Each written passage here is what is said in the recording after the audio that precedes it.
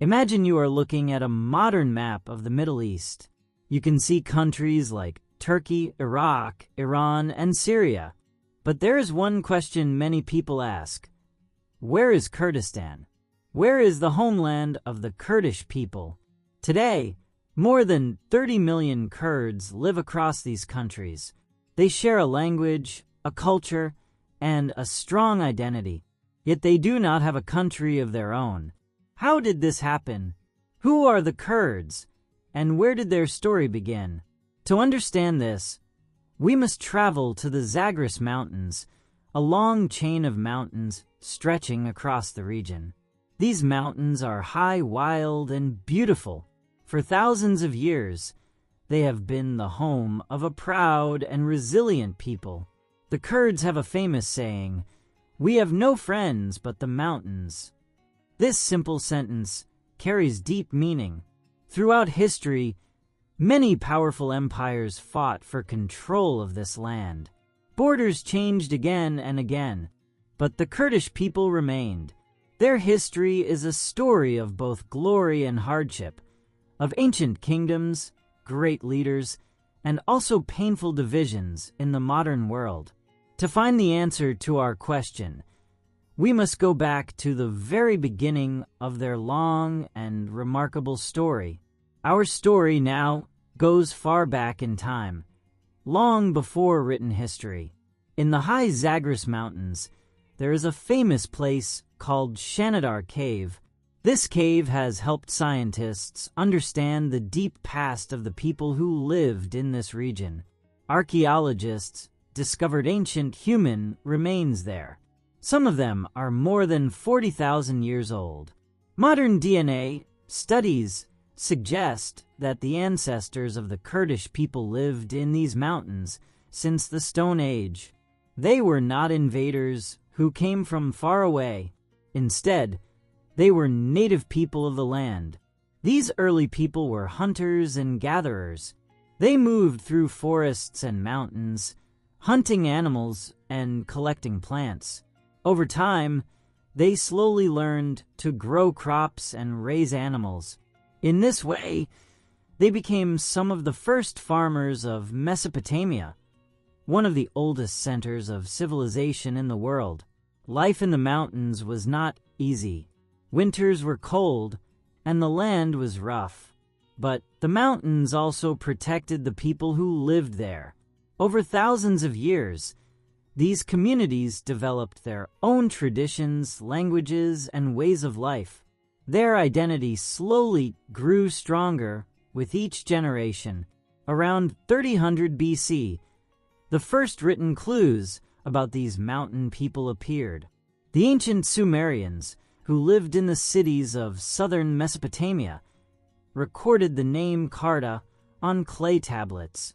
Many historians believe this name may be one of the earliest references to the ancestors of the Kurdish people. As centuries passed, the world around the Zagros Mountains began to change. Powerful kingdoms rose across the Middle East. Among these early powers were the Medes, a strong Iranian people who lived in the same mountainous region. Many Kurds today believe they are descendants of the Medes. The Medes were known as brave warriors and skilled horsemen. In 612 BC, they joined forces with the Babylonians and destroyed the powerful Assyrian Empire, one of the greatest empires of the ancient world. After this victory, the Medes became an important power in the region. Their influence spread across the Iranian plateau and the surrounding mountains. Although their empire did not last forever, their legacy remained strong among the peoples of the Zagros. Ancient writers also left descriptions of the fierce mountain tribes who lived there. One of them was the Greek historian Xenophon. Around 400 BC, Xenophon traveled through these mountains with a group of Greek soldiers.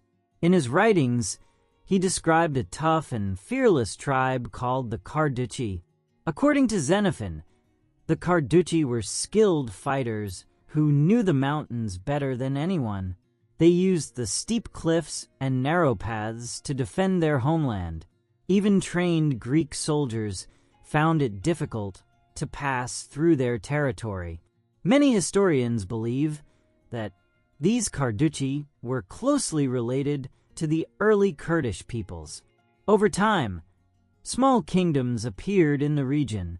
One of the most notable was the Kingdom of Kurds, which existed between the powerful empires of Rome and Parthia. Located in the rugged mountain lands, Kurds often acted as a buffer between these two great powers. Although it was not a large kingdom, Kurds showed that the mountain peoples could organize their own political life while still protecting their independence. Through all these centuries, one thing remained the same. The mountains, they shaped the lives of the people who lived there, teaching them resilience, independence, and courage. These early stories would later become an important part of the long history of the Kurdish people. As the centuries passed, the world of the Middle East began to change again. In the 7th century, a new force rose from the Arabian Peninsula. Arab armies moved quickly across the region, bringing with them a new religion, Islam. When these armies reached the mountains of Kurdistan, the Kurdish tribes slowly came into contact with this new faith. Over time, many Kurds accepted Islam. The new religion connected them with a much larger world that stretched from Arabia to Persia and beyond.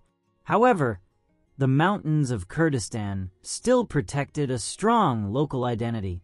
Kurdish leaders continued to rule their own lands, sometimes as allies of larger empires and sometimes as independent rulers. By the 10th and 11th centuries, an interesting period began. Historians often call it the Kurdish interlude. During this time, several Kurdish dynasties rose to power in different parts of the region. Among the most important were the Hassanwahids, the Marwanids, and the Shaddidids. The Hassanwahid dynasty ruled parts of western Iran and eastern Iraq. Their leaders built strong cities, improved agriculture, and created stable local governments. Trade routes passed through their lands, bringing wealth and cultural exchange.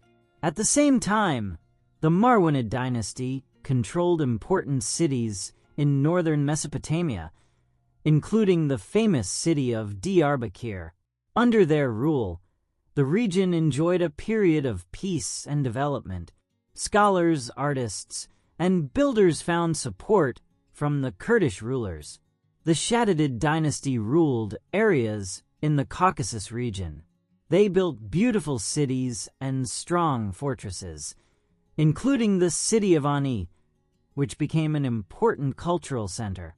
During this period, Kurdish lands experienced a kind of cultural revival. Poetry, architecture, and learning began to flourish. Local leaders organized governments, collected taxes, and managed trade. For a time, the Kurdish world was not only a land of tribes and mountains, but also a land of growing cities and culture. Yet the greatest moment of Kurdish pride in the medieval world would come in the 12th century, with the rise of one remarkable man. His name was Saladin or Saladin. Saladin was born in 1137 in the city of Tikrit, in what is now Iraq. His family was Kurdish, and they served as military leaders under Muslim rulers. As a young man, Saladin was known for his intelligence, discipline, and calm personality. Over time, he rose through the ranks of the Muslim world. Through both diplomacy and military skill, he slowly united many Muslim territories that had been divided for years. At that time, much of the region was facing a great challenge. European armies known as the Crusaders had captured several important cities in the Middle East, including the holy city of Jerusalem. Saladin became the leader who would challenge them. In 1187, his army defeated the Crusader forces at the famous Battle of Hattin. After this victory, Saladin marched toward Jerusalem. The city soon returned to Muslim control, but Saladin was remembered not only for his victories in war, he was also respected for his honor and generosity. Instead of destroying the city or harming its people, he allowed many Christians to leave peacefully. Even some of his enemies admired his character. Because of this, Saladin became a legendary figure in both the Muslim and Christian worlds. For the Kurdish people, he became a powerful symbol of pride.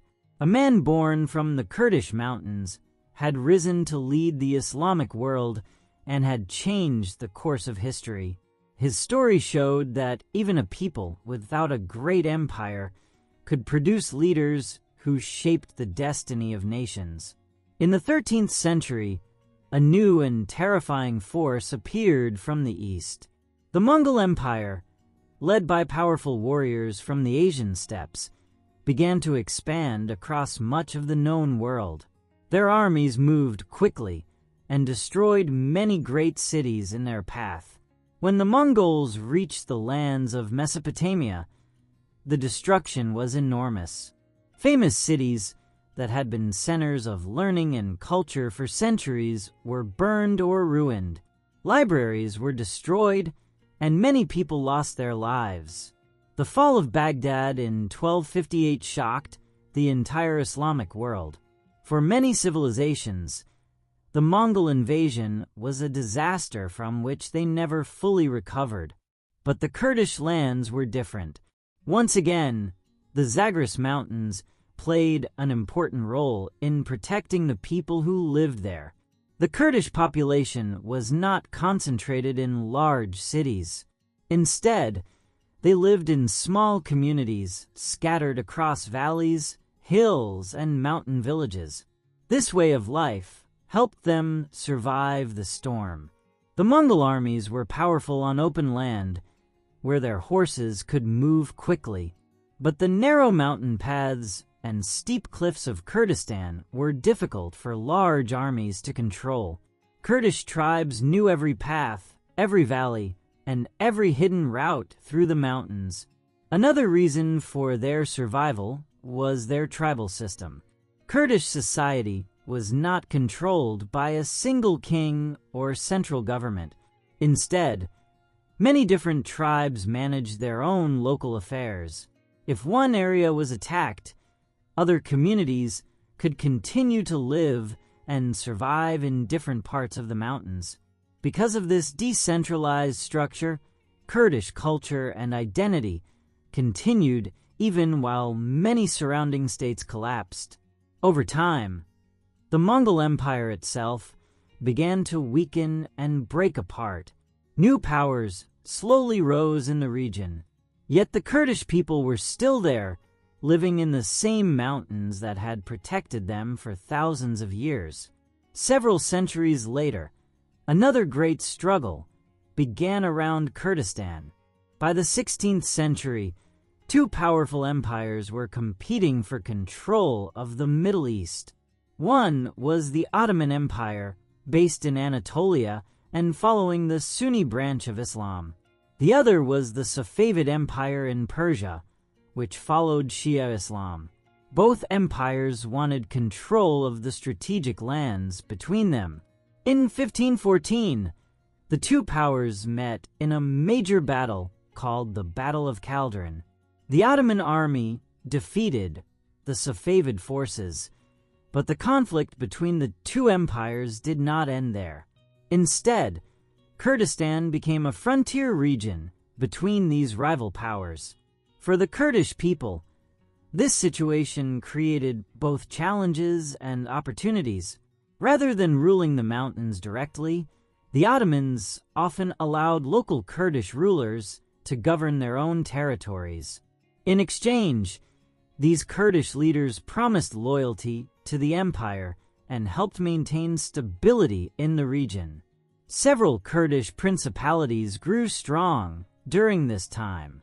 Among the most well-known were Babin, Sauran, and Ardalan. These Kurdish states managed their own armies, collected taxes, and governed their lands while still recognizing the authority of larger empires. For many years, this system allowed Kurdish rulers to enjoy a degree of local autonomy. Kurdish culture, language, and traditions continued to develop within these mountain principalities. However, this balance did not last forever. By the 19th century, the Ottoman Empire began to change its policies. The central government wanted stronger control over all parts of its territory. Gradually, the empire moved to end the independence of local rulers. Step by step, the Kurdish principalities were dissolved. Their leaders lost power, and the lands were placed under direct imperial administration. Once again, the Kurdish people found themselves caught between larger political forces. Yet despite these changes, their identity, shaped by mountains, history, and resilience, continued to survive. In the early 20th century, the world entered one of the most destructive conflicts in history, World War I. The war changed the political map of many regions, especially in the Middle East. One of the biggest consequences was the collapse of the Ottoman Empire, which had ruled large parts of the region for centuries. For the Kurdish people, this moment seemed to offer a rare opportunity. As the old empire fell apart, many groups in the region hoped to build their own independent nations. Kurdish leaders also dreamed that their long struggle might finally lead to the creation of a country called Kurdistan. In 1920, this hope appeared to become real. The victorious Allied powers signed the Treaty of Sèvres, which proposed a plan for a possible independent Kurdish state in parts of eastern Anatolia and northern Mesopotamia. For the first time in modern history, the idea of a Kurdish nation was officially written in an international agreement. But this promise did not last long. Political interests, new alliances, and the discovery of valuable oil resources in the region quickly changed the situation. Powerful countries began to focus more on their strategic goals than on the promises made to smaller nations. In 1923, the earlier agreement was replaced by the Treaty of Lausanne. This new treaty recognized the modern borders of the new Turkish state and removed the plan for an independent Kurdistan. As a result, the Kurdish homeland was divided among 4 different countries: Turkey, Iraq, Iran, and Syria. Millions of Kurds suddenly found themselves living as minorities inside new national states. For many Kurds, this moment felt like a broken promise. However, the Kurdish people did not simply accept this situation. Throughout the following decades, many Kurdish communities attempted to resist assimilation and fight for greater rights. In Turkey, several major uprisings took place. One of the first was the Sheikh Said Rebellion in 1925, when Kurdish fighters tried to challenge the new Turkish government. Later, another uprising occurred around Mount Ararat in the late 1920s. Both revolts were eventually crushed by the Turkish army after heavy fighting. Meanwhile, in Iran, a different and remarkable event took place. In 1946, Kurdish leaders declared the creation of a small independent state known as the Republic of Mohammed. The new republic was led by Qazi Muhammad, a respected Kurdish political leader. He was supported by Kurdish military forces led by Mullah Mustafa Barzani, who would later become one of the most famous Kurdish leaders of the 20th century. For a brief moment, Mohammed became a symbol of Kurdish hope and self-rule.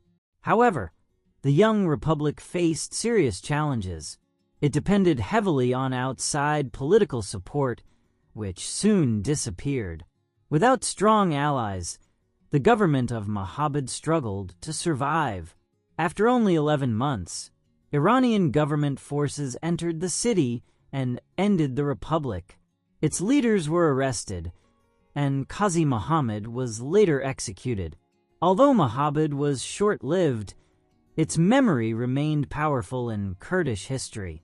It showed both the possibility of independence and the many difficulties that stood in the way. In the second half of the 20th century, the Kurdish struggle continued, especially in Iraq. One of the most important leaders of this period was Mullah Mustafa Barzani.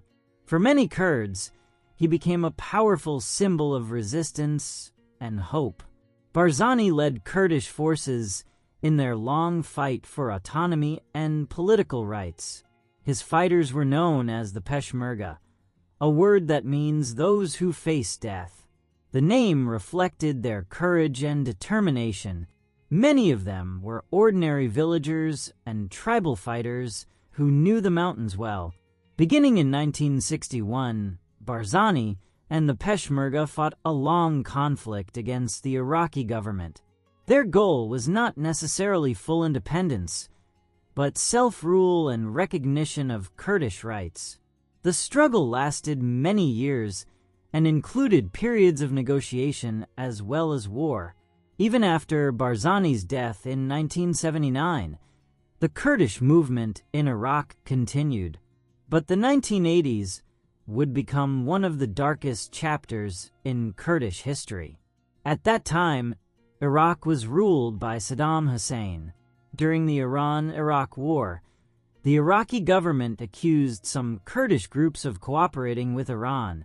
In response, the regime launched a brutal military campaign known as Al-Anfal. Between 1987 and 1989, thousands of Kurdish villages were destroyed. Entire communities were forced to leave their homes. Many people disappeared, and countless families suffered terrible losses. One of the most shocking events happened in 1988 in the Kurdish town of Halabja. Iraqi forces used chemical weapons against the town. Poison gas filled the streets and homes. Within hours, thousands of civilians, including women and children, were killed. The images of Halabja shocked the world and became a tragic symbol of the suffering of the Kurdish people. Yet history would soon take another turn. After the Gulf War in 1991, international pressure forced the Iraqi government to withdraw from many Kurdish areas in northern Iraq. For the first time in modern history, the Kurds in Iraq gained a chance to govern themselves. This led to the creation of the Kurdistan Regional Government, KRG. Over the following years, the region slowly developed its own parliament, security forces, and institutions. Compared with many other parts of Iraq, the Kurdish region became one of the most stable and secure areas in the country. Meanwhile, another important development appeared in neighboring Syria. When the Syrian civil war began in 2011, Kurdish communities in northern Syria organized their own self-governing region, often called Rojava. The system there was based on ideas of local democracy, cooperation, and equality between men and women. Kurdish fighters in Syria also played a major role in the international fight against the extremist group ISIS. Their resistance helped defend many cities and protect civilians during some of the most difficult years of the conflict. Although the Kurdish people still face many challenges, these new developments have brought a renewed sense of hope for the future. The long history of the Kurdish people teaches us several important lessons. First, it shows the power of geography and culture. The high mountains of Kurdistan often separated tribes and communities, but they also protected them. For thousands of years, these mountains acted like a natural fortress, helping the Kurdish people preserve their traditions, language, and identity. Second, history shows the cost of division. Without a single united voice, and often relying on outside powers, the Kurdish people were sometimes promised support that later disappeared. These broken promises brought many painful moments in their history. Finally, the Kurdish story is also a story of persistence and resilience. Even without their own country, and despite wars, repression, and displacement, the Kurdish people have continued to protect their culture and identity. Their history reminds us of a powerful truth. The spirit of a people cannot easily be erased, especially when it is built on centuries of struggle and survival.